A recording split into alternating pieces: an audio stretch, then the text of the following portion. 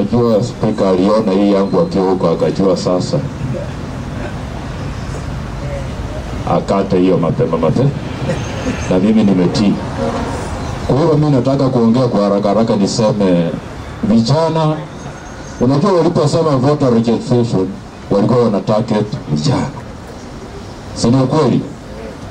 Kwa sababu mtu kama mimi hawezi kuniambia sasa hii voter registration nimepiga kura zaidi mara 6-7 Kenya hii.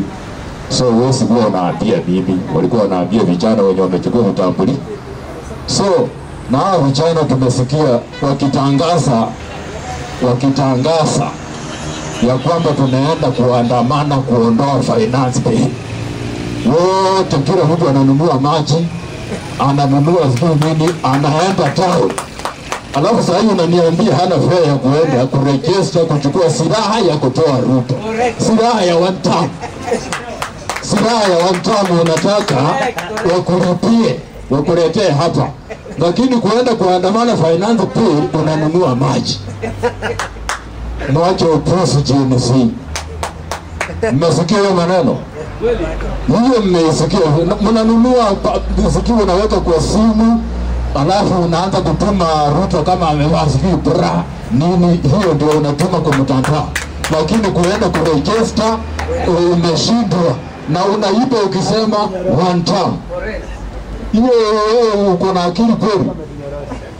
Kwa hiyo wabunge tuseme ukweli wa maneno ya kwamba GNC wanataka kutoa serikali kwa kitu kwa kusema one term. Wanafikiria jina one term inatoanga president kuki, na serikali inawalipia siri ya kwamba kunitoa kwa kiti mimi.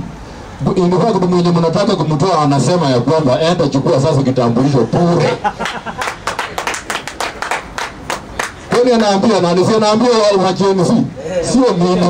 Na mnataka kumtoa, lakini anasema sasa enda chukua bure. Watu wataki kuenda, unataka kuletea hapa. Mimi nimeshangaa sana, lakini pia na furaha kwa sababu ninajua, wacha nisiingilie mambo mengine, wacha nisitiki kwa mjadala. Sawa.